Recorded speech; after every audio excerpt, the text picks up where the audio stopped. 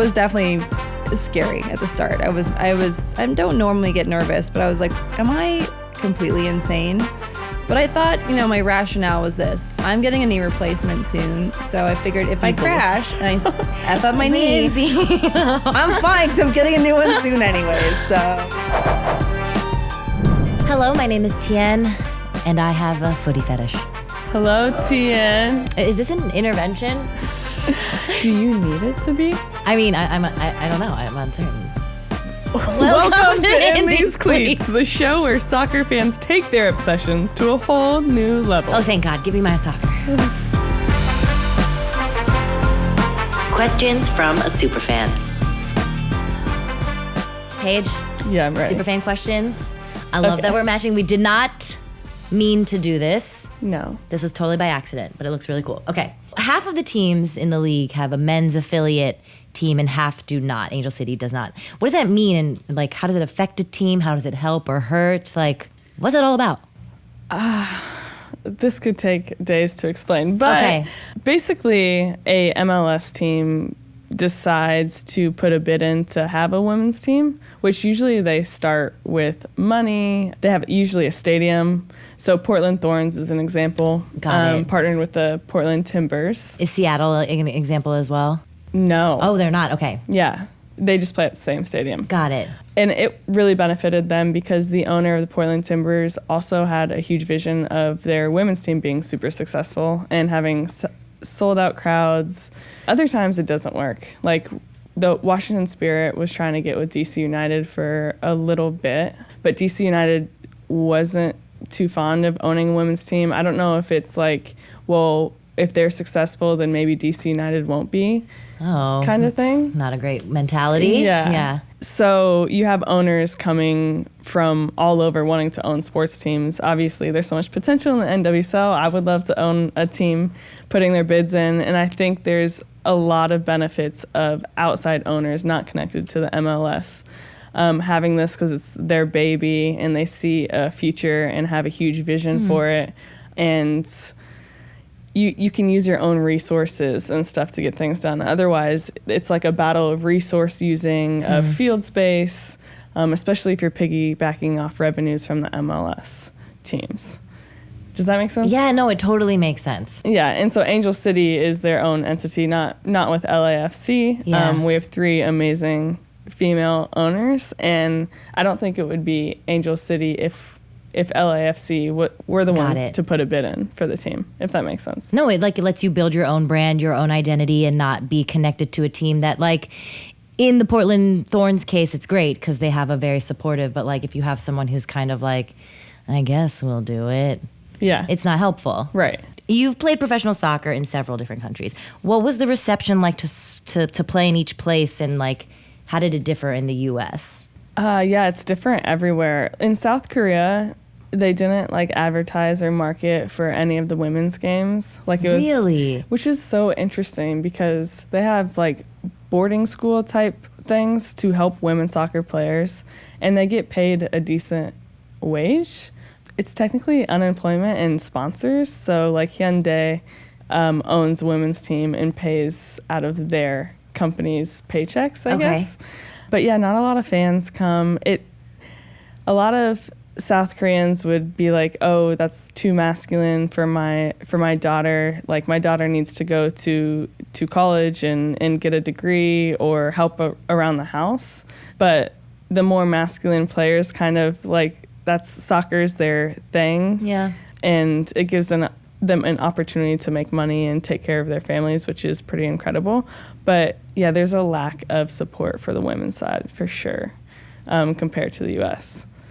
And in Australia, it's getting a lot better. The Australian national team is growing the game in Australia, even though most of them play in England now. But I read somewhere that the Australian national team, the Matildas, actually ended up selling more jerseys than the Socceroos have ever in any of the World Cups. Yeah. Which is really cool. It is really cool. It's because their national team is more successful. That's true. Than their men's team. So yeah, we had a lot of support when I was playing over there. Their league isn't very good yet. Nothing compares to the U.S. league. I mean, you have England, Spain, Germany. They're really strong leagues. But the support on the women's side overseas is still not there yet. We get a lot more support in the U.S. for sure. Related-ish question, just like transitions in the different playing environments. How hard was the transition from college athlete to pro athlete? It was so hard. Okay, so my entire career, I like work really hard to get the best on my team, like in club. Finally kind of got there. And then I walked on to North Carolina, was one of the worst. And I was like, okay, I can use this program to be the best. I finally kind of got there. I was the captain by my senior year. So cool. It's such a cool story. I don't think people realize how hard it is to walk onto one of the best teams in the country and then be the captain. Yeah. It's badass, Paige. Oh, thanks. It's really cool. Low expectations helped me. Okay. Just let me say that it's cool, okay? Being an underdog is easier, but it is cool. And then I got drafted to Seattle. Again, I was by far the worst player on that team. And it's just a huge difference between college and professional. College is more like physical, endurance, demanding. If you can outrun your opponent, you're going to win type of thing. In professional, it's a lot more technical, tactical. You have to be a lot smarter in your movements because everyone's athletic. Everyone can outrun you. And so it was a huge jump. And I actually got waived my first year with Seattle. And I had to go overseas in smaller leagues to figure out who I was as a player and learn all these different things. Like when you say tactical, is the college game that focused on like you talk tactical game like crazy now? Was it like that in college or no? They would say it was, but not really. It was like if you can move the ball really fast and run at speed and go for goal, and that's just UNC in particular. Like I think UCLA and Stanford has always tried to be super tactical. UNC is moving that direction. But I was out of shape when I went to college, so I needed to run a lot and get my endurance a lot. I blacked out, threw up all the time. And then... This is a recurring theme. And do you remember your soccer career? Barely, really.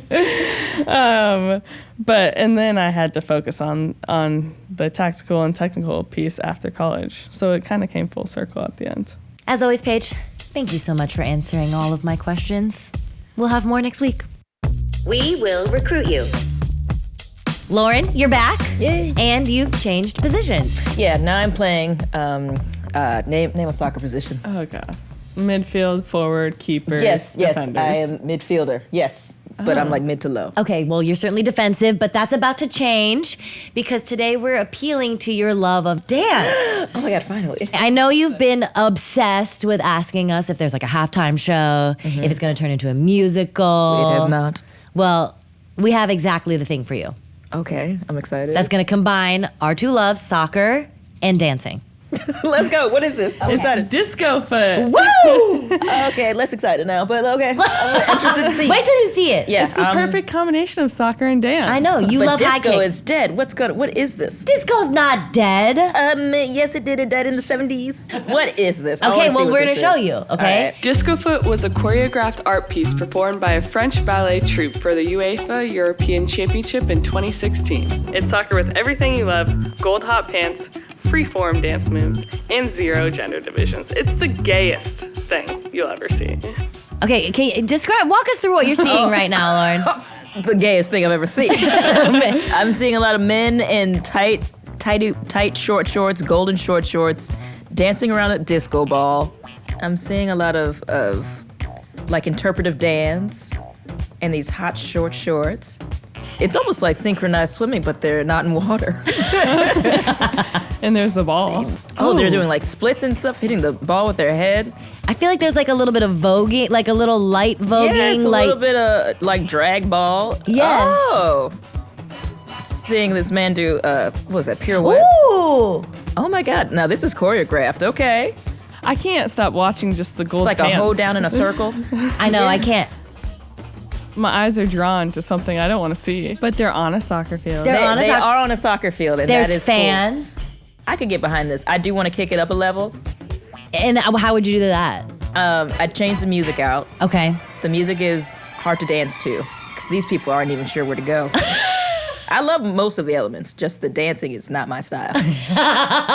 Well, Lauren, we also have a surprise for you because we know you're an amazing dancer. We've seen the tapes. Thank you. We're going to gift you with your very own signature trademark move Called the Walker. Oh my God, that is so sick. How to do the walker. Okay, Lauren, we heard what you said. Disco's not your thing, so Paige and I choreographed a little hip-hop choreo for you. Oh my God, okay. Okay, this is the walker. We're gonna teach you, and then hopefully you can just pick it up. Yeah, we'll see. Okay. You ready? Are you ready?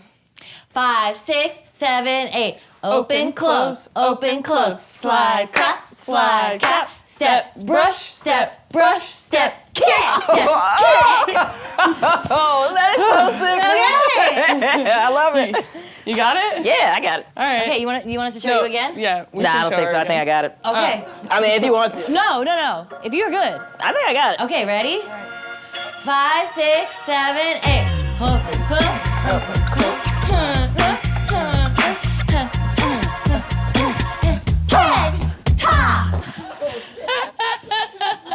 All came out of nowhere. Okay. That was pretty amazing. So where do you think you are now? Oh God, my own dance to do at halftime, and I will be running onto the field at halftime and doing it. Let them know.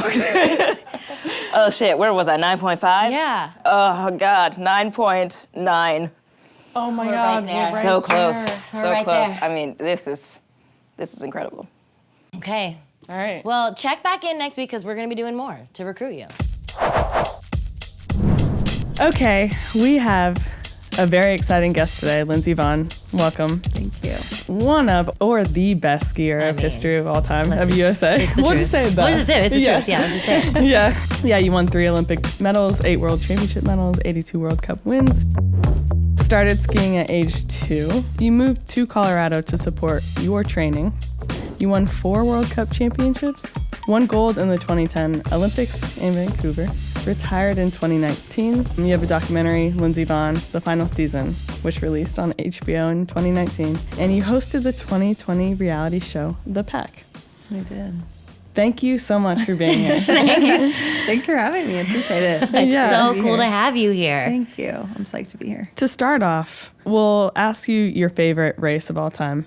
Is that a crazy question? Yeah, is that a crazy? Is that too obvious of a question? You just rolled your eyes. Okay. No, I mean it's the Olympics. You know, like Yeah. winning Olympics, kind of. You know, it's probably the best that it gets. I mean, there's been a lot of races where I've come back from injury. You know, I've been out for 2 years and like won my second race back, and those are obviously really emotional and amazing as well. But I think just from the perspective of, you know, I'd been dreaming of winning the Olympics since I was a kid, and achieving that with my family there was just, I mean, it doesn't really get better than that. So that's the best.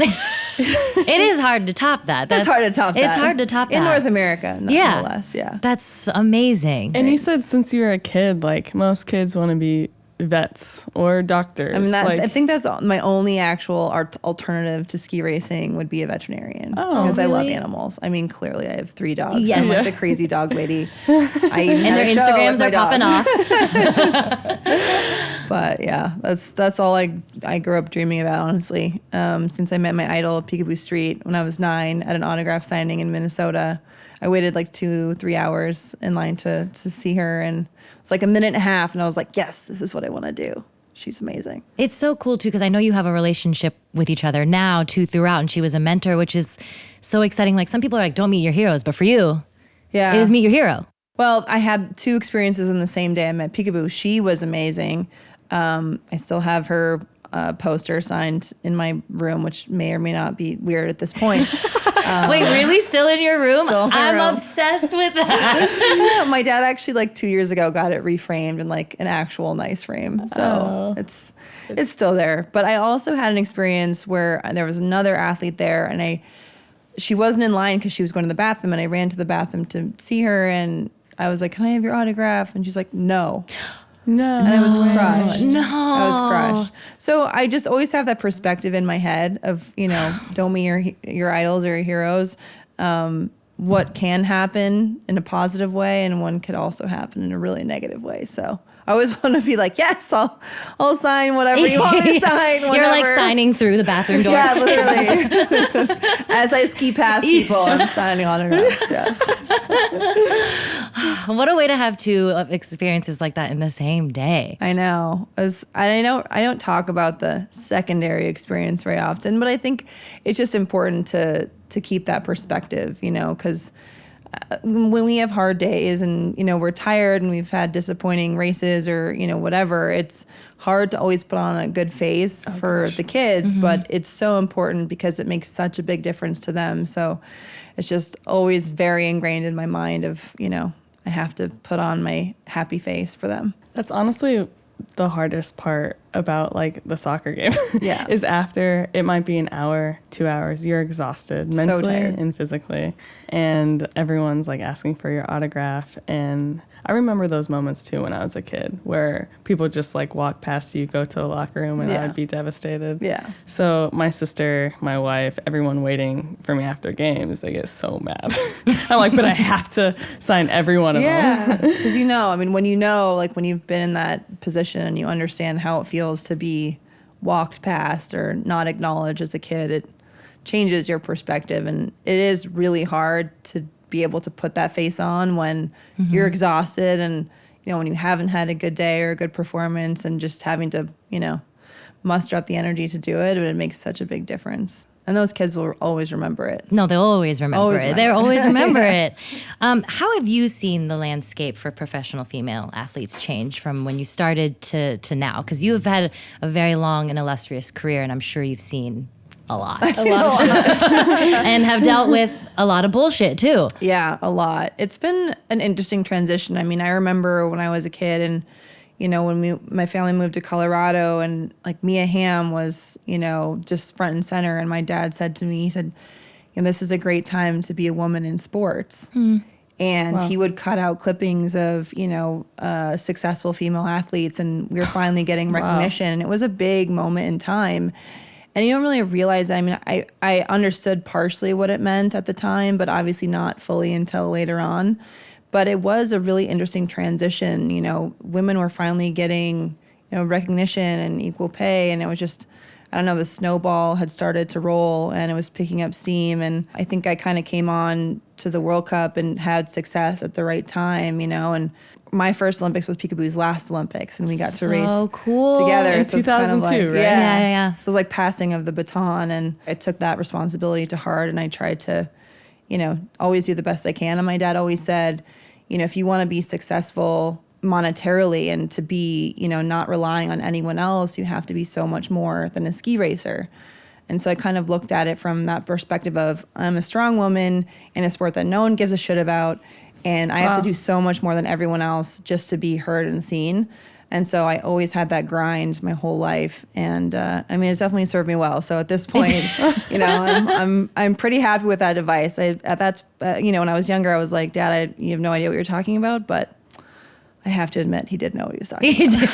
Unfortunately, he actually gave me a website when I was 12 years old. Wow. Which This is no one had like websites. on geosites. Yeah, it was like crazy. That's incredible. Can I ask, are you an only child? No, I'm the oldest of 5. Oh my God. So did The you youngest do are this triplets. for 5 people? He tried, and they were like, "Screw you, Dad." Yeah. Like everyone saw me, and they were like, "We do not want to do this." Oh. Yeah. I was like, "Come on, you guys, it's really fun." They're like, "No, it's not." You're like, Dad, So. scrapbooking female athletes. Let's go. Yeah, exactly. And they're like, "We're cold. We're going home." Wait, were you the only one in your family that ever did everyone else do? They all tried. I mean, Okay. like my dad, was like, we're growing up in Colorado. You guys have such a great opportunity. They're all really good skiers. I mean, we all had the same genetics. Yeah. So there's only my one brother, Reed, who really loved it, but the rest would just, they would rather be having hot chocolate with their friends in the lodge. So my parents were like, this is a waste of money. So yes. It is pretty expensive. It's really expensive. Yeah. So my parents were like, this is not working out. So moved on to other things, which is, served them well. You've mentioned a couple of times in the past that you love skiing. That's what motivates you and drives you. Yeah. Well, I love soccer. I love it so much that I get so frustrated and sometimes like apathetic. I'm like, is it enough to like keep pursuing my dreams and keep going, or like Do you use anything else to help motivate you, or is it just that simple fact? Because I could play soccer, pick up with my friends, compete, but just not with the same pressure, Yeah. you know, not like trying to inspire so many people all the time. No, I mean, I love the sport, and I think, you know, at the end of my career, especially, and because of my injuries, I had a lot, just my perspective had shifted a lot, you know, from the beginning to the end. And I loved, by the end, all aspects of it. You know, in the beginning, I hated working out. You know, I wanted to murder my dad because he was making me run the mile and do 100 push-ups and 100 sit-ups every day. Oh my gosh. You know, and by the end, I enjoyed the grind. You know, I love the gym. I love working out, something that even now being retired is something that really gives me a lot of mental clarity.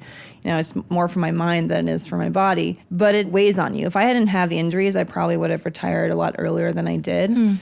But I missed it. You know, when it's taken away from you, you have a much different perspective, and it was taken away from me many times.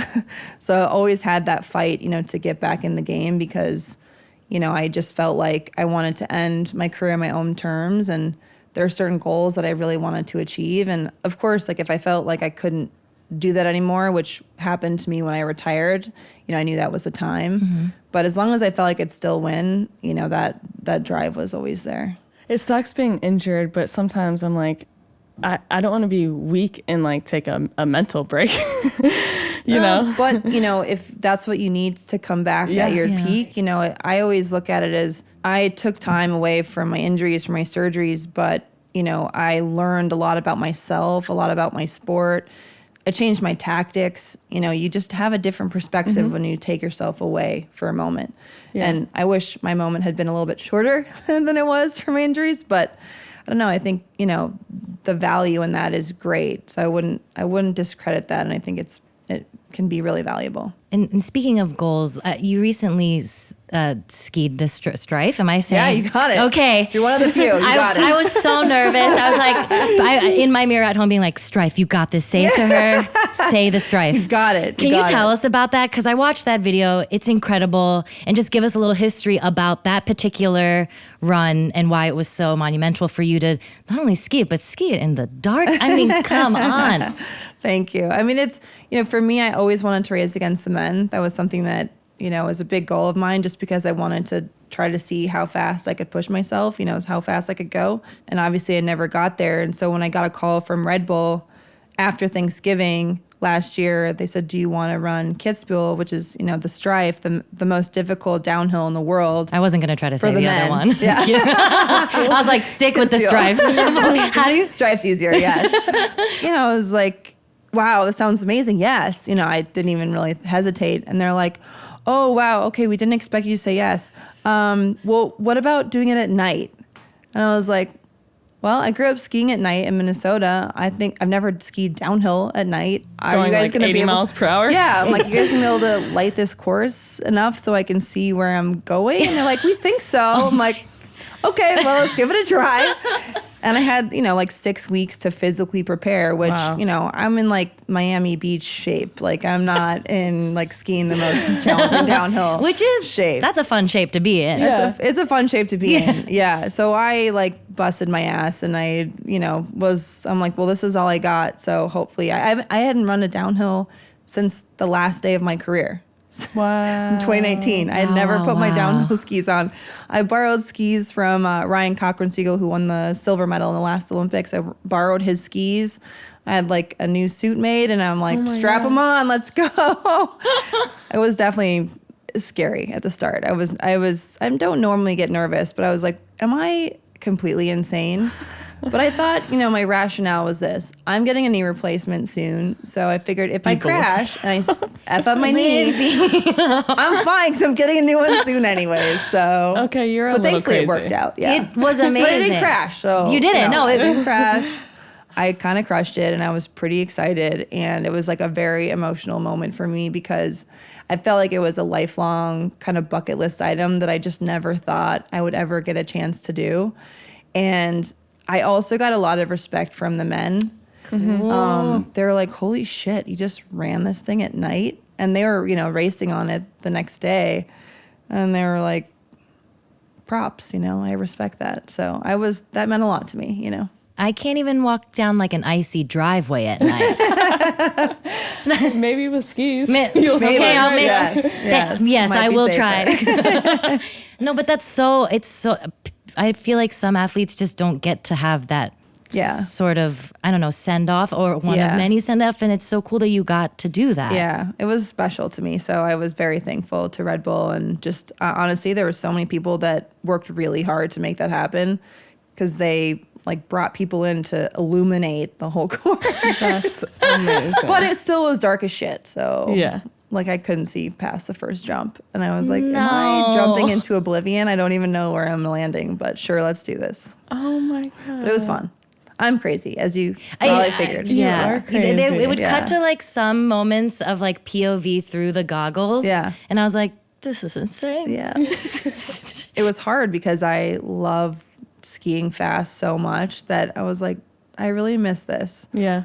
So it was really bittersweet because I got to do something I've always wanted to do, but again, it was like I can't go back. So can you just go, because I grew up going to Colorado skiing all the time. Can you just go for fun, on trails with your fam? You Totally. can? Yeah, I really love it. It just goes back. It took me a year and a half, but it just goes back to why I started skiing. I started skiing with my family. My family had, little means, especially my grandparents, and we'd pile into my grandpa's old Suburban, and he would drive from Wisconsin to Colorado, and we would go to Keystone for a week. And I was the oldest grandchild, so I was pampered, And See, I was the youngest, and I was pretty pampered. well, it's oldest and youngest. Yeah. Okay. The people The middle, they get the left people out. in the middle are fucking left. I'm left out of it. She has to try and be funny to. This is trauma coming through. We're having a great therapy session right now. Let it all out. Yeah, I love it. I mean, I have so much fun. I hadn't skied with my family since I was 9 years old. We went on a vacation 2 years ago after I retired, and it was so much fun. And also drinking helps make it more fun. So, I like to ski to the restaurant, have some lunch, beer. some drinks, some tequila, then ski home, and sounds it's beautiful. great. It's just fun, it's very relaxing. And I'm not competing with anyone, although I do let them go first, and then I pass them on, Well, let's pivot just a little bit because you're an Angel City investor. Yes, I am. Yay. Were you a fan of soccer before, or Listen, okay? I played soccer for 1 year when I was 8 years old, and I scored enough. 1 goal. It was for the Wow. wrong team. So let's just Okay. say, I support Incredible career. I support you guys. I am not. Yeah, but I'm a professional, and I've done that. Okay, but you're way better. And I just was like, this is not for me. I'm not good at it. And I love watching it. I'm just, that kind of coordination I really respect because I don't have it. So I'm not a ball sport kind of gal. Okay, I was like, it takes a lot of coordination to ski. A mountain. Just different. I'm reaction time and G-forces, that kind of Things I'm scared strength. of. Yeah. Okay. Yeah, but I'm not. I can't. I'm you're like a Mustang, right? You're fast. You're quick. You run. I'm a Clydesdale. Okay, I'm built for slow manual labor. I was can thinking grind like it a out. Prius. No, yeah, no. I'm close to a Prius. Yep. Lindsay, I'm a comedian. What do you think? What kind of horse am I? I'm just kidding. No, you're not.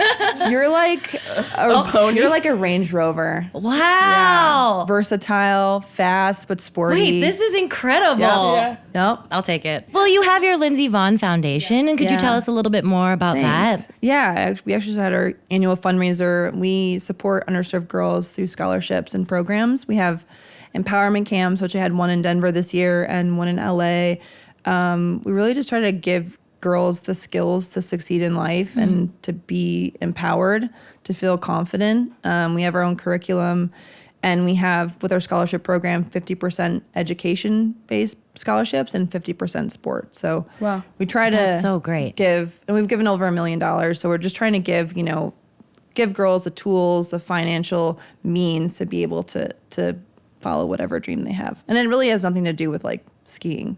Everyone thinks Yeah. it's a ski, scholarship program, but It's across. it's everywhere. This is like a huge thing in soccer too, where in the past it was like only privileged people could play the sport. Yeah. And it's really sad, and especially because the underserved girls could be like amazing athletes. Yeah. And yeah, it's just really inspiring to hear what you're doing for them. So. Thanks. Well, I'm trying, and I hope that it helps. I mean, the stories that I hear from the girls applying for the scholarships they're heartbreaking. Yeah. So I just am excited to see where they go in life, you know? That's so cool. You've made this pivot post-retirement. Like, what has life been like for you? Or like, what has that transition been? And for a lot of athletes, that is a thing that people don't tend to talk about. Like, what would be your advice? Good luck. That's how I feel. Yeah, it's hard. Everyone always asks my 5 to 10 year plan, and I'm like, I don't want to talk about it. Yeah, it's really hard.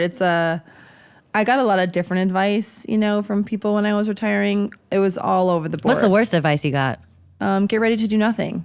And I was like, I don't do nothing. Well, that's not. That doesn't sound exciting. It sounds like my life's over. Like, give me something better than that. It's been a hard transition. I think the first year and a half, 2 years was, you know, just kind of finding myself away from the sport. I did a lot of work on myself and just figuring out like who I am as a person. Because my life is, even though I don't see myself as a ski racer, it still has been what I've done since I was 2.5 years old. And to not have that anymore was a really harsh change. You know, one day you're racing and the next day you wake up and it's not there anymore. And it's not like, you know, you change your job and, I don't like the new job. I'm going to go back to the old job. There's no going back. It's all, I treated it like a death, you know. I like mourned it and I appreciated it, and now I'm in a great place where I can actually finally watch ski racing again, because it was hard for me for a long time to watch it. But I think it's just finding, you know, what challenges you. You know, I think sports challenge us in so many different ways that we don't quite realize until they're not there anymore. And so finding those types of challenges in, you know, in the new chapter of life was hard. But I think I got it pretty nailed down now, and I like to maybe over-challenge myself and do too many things. I know but you foiled the other day, didn't you? I did. It was so fun. I didn't know that was the term until I looked it up. Well, it's called foiling, right? E-foiling, yeah. There's like 2 types of foiling, Okay. apparently. One has like the motor and one doesn't. Which one did you? I'm not skilled enough to do the non-motor ones. Let's just be clear. People But make it look like it's so easy, like you're floating on water. It You feels made it like look- that, and then I'm like, whoa, and I hit the deck. I'm like, shit. I actually hit the sand. I was foiling 2 days ago, and I like literally hit a shallow part, and my foil stopped, and I gosh. just fully ate it face first. I was fine. But it doesn't feel good, and it's very humbling. But I like new challenges, and it's fun, and it does feel like you're floating. Friends of mine picked it up really quickly, so I felt like a slow learner. But I like it, you know. Again, it's like what makes me excited, what, you know, gets the adrenaline going, and just challenging myself in that way was really fun. So hopefully I get to do it again soon.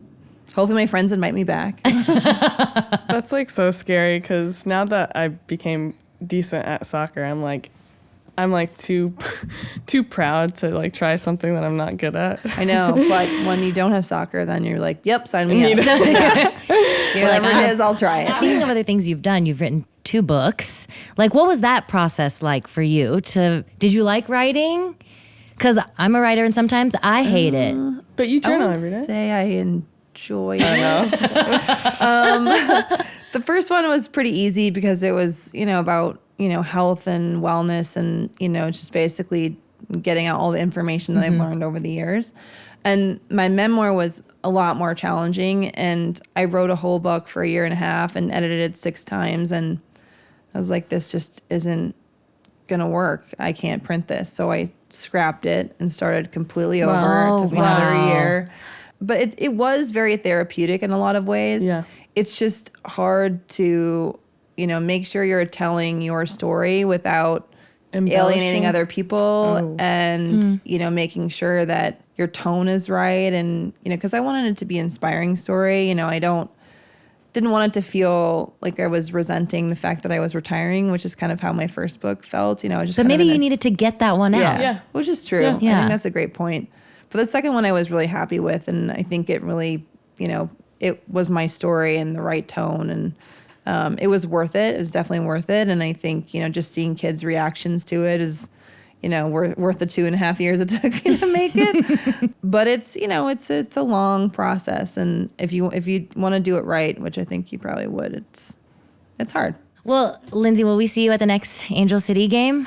When is the next go to game? one? Yeah, I went. You went to one, right? I went to I don't know, it wasn't the season opener, but it was the beginning of the season this year. Did you enjoy it? I loved it. Yeah, I love the new sweater. It's great swag. Have you guys seen it? Wait, which one? Natalie Portman was wearing it.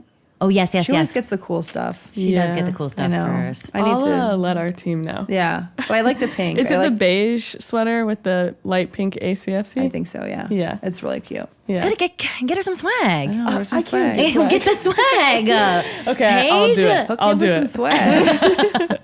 No, but I loved it. I mean, I love the energy, and I think it's just so amazing to see just women in sports. Like I just am so inspired by it always. And I actually met Alyssa Thompson on the. Oh, cool. It was a morning show. And she's so cute. And I was like, She's so you're cute. so young and I'm so old. And I feel like she's like, what about prom? Like, I don't know if we can have this conversation right now. I know. She was heartbroken She's because so she was sweet. late. I know. And I was like, I'm I like, you don't can- remember prom. No, and you won't. I never went. I went as an adult because some kid asked me after I won the Olympics. Wait, really? And I How was Actually that? Really sweet. It was one of those things I was like, well, I've never been. So, like, maybe this is weird, but No, I'll do it. You made that It was kid. in Colorado. It was like my hometown, and I was like, sure. And he was a cross country skier, and it was like really cute. And he made like the local news and stuff, and it was really cute. And That's so I was could have like, asked athletes to prom. What the hell was I doing? Jeez. I was like, I didn't miss anything. I think I'm good. You I didn't. think I'm good. It's very awkward. Awkward times. Yes. High school is awkward in general. Yeah. So yeah, I try not to remember anything from high school. Probably for the I live that too. Well, Lindsey, thank you so much for taking the time Thank you so much to for sit down having with us. You're a legend and a joy. So thank you so much. Thank you guys so much. Yeah, I thank appreciate you. it. It was This great has talking been to you. amazing. Orange card game. Okay, Paige, as you know, they're always giving out yellow and red cards in soccer, but today we're going to give out some orange cards. An orange card is if you've done something worse than a yellow card, but not enough for a red card. I'm going to read some questions, and you tell me if the player or coach deserves an orange card for it or not. Okay? We're going to rapid fire through these. All right. Okay. Is it an orange card if a player hogs the ball on the field? Absolutely. What do you say? What do you yell at this person? Yes, I say pass the ball. Is it an orange card if a player doesn't have a sense of humor? Yes, because we spend too much freaking time together. You gotta keep it light. Yeah. It can't be serious all the time. Is it an orange card if a coach screams at the players in the locker room? No, that's like a green card. Oh, You like a green getting, card. Oh my god, you like getting screamed at? I Yeah, know that's it's better than like talking super soft and be like, we need to do better. It's like, get your asses up, let's go. I do. It pumps me up. I think I would respond to Yeah. a whisper. Is it an orange card if a player doesn't talk about other things than soccer? Yes, we are more than just soccer. Thank you for saying that. Yeah. Is it an orange card if a coach silently watches the game rather than yells? No, that's a green card. It's like they've prepared us all that they could that week for the game, and then that's our time to kind of show and shine. Okay, I like that. Is it an orange card if a player fakes an injury or fakes being sick? Definitely an orange card faking being sick if they feel too tired for that day. Faking injuries, we need it sometimes in the game. I'm like, hallelujah, I get a break. Have you played sick? Yeah, multiple times. I still think I had like after COVID effects. Oh, okay. I played like on my 6th day and I was gassed. Okay, I wouldn't have been able to do that either. Is it an orange card if a player uses natural deodorant? Yes, it doesn't work. That shit doesn't work. I disagree. I'm wearing it right now, and you can't smell shit. Have you Is ran it? No. more than I'm a mile? sweating my ass off over here, and you can't smell anything. It's different with mixture of grass and mud. Fine, I haven't done that much. I haven't done grass and mud often. Is it an orange card if a player is late to practice?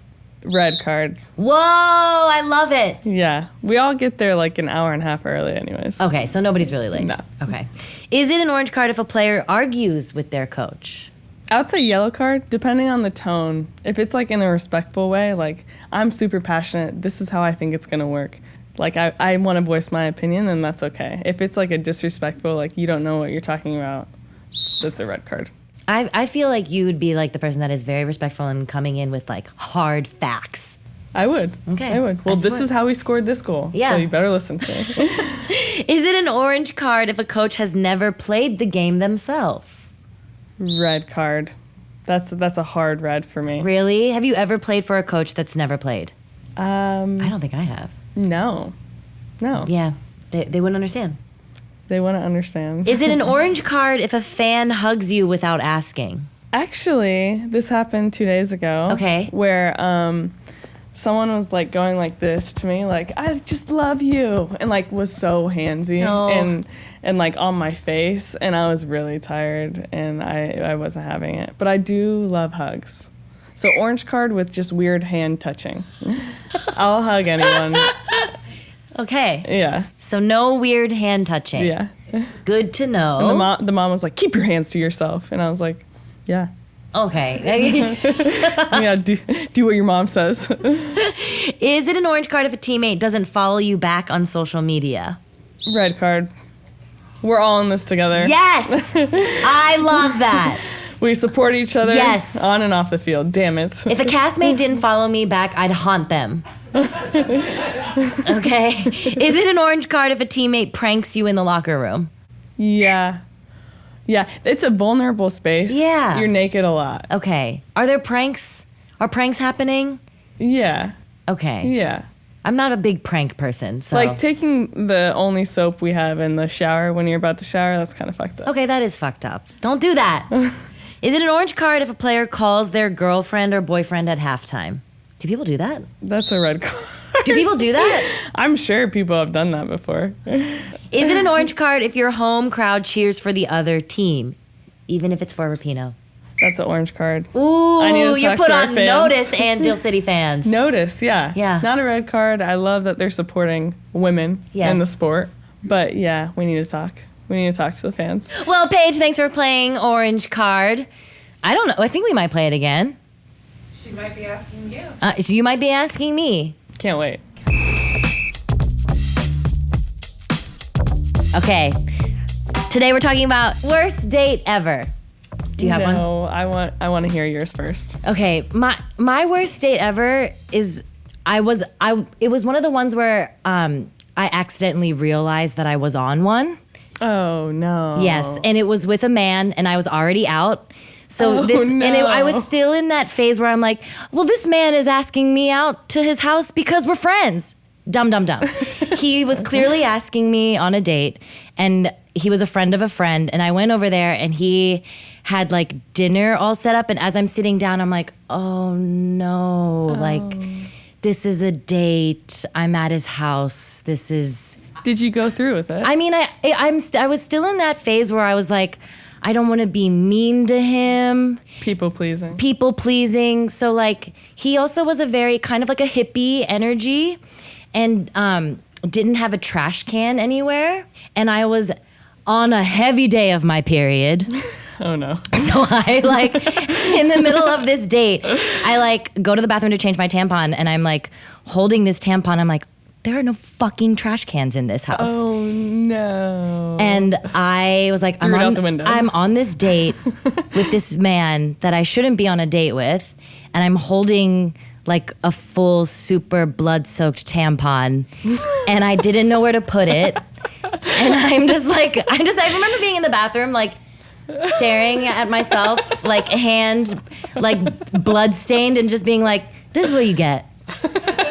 This is what you get for being a people pleaser. This is what you get. And so I like wrapped it like crazy, and I put it, I think I had like a backpack. I just like put my bloody tampon back into my backpack and just finished the rest of this like weird date my God. as my tampon's cooking in my backpack. And I'm just like, this is the last straight date I will ever accidentally agree to going on.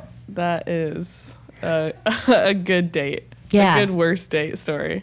Yeah, and I remember walking out onto the street and being like, just like throwing my tampon, like on the street, just like finding a trash can to like throw my tampon away. I'm like, this is a low.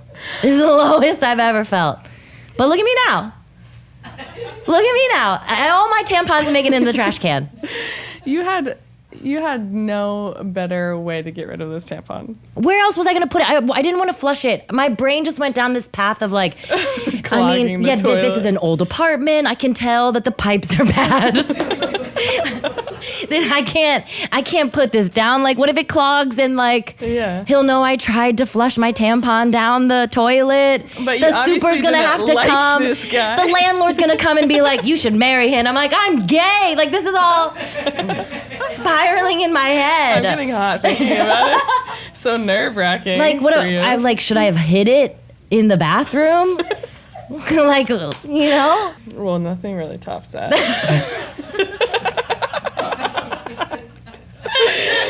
Should we go into mine? Do you have a worst date? My mind went directly to this guy that was actually neighbors with me in Seattle. It's men. They're all worst dates, but this one in particular, he would walk by, always be like, hey, what's up? And then he was kind of cute, you know, didn't know if I was gay, straight, whatever. And I was new to the city. And he was like, hey, like, I would love to take you out sometime. And I was like, okay, yeah, it should be fun. And then he was like, to take you out, I mean, do you want to go into your hot tub? No. Because he was like, I see that you have a hot tub in your backyard. No. And I go, I was young and dumb. And I go, yeah, sure, that's fun. And then he was like, I've really, really, like, want to get to know you. I know you play soccer. You seem like a cool person.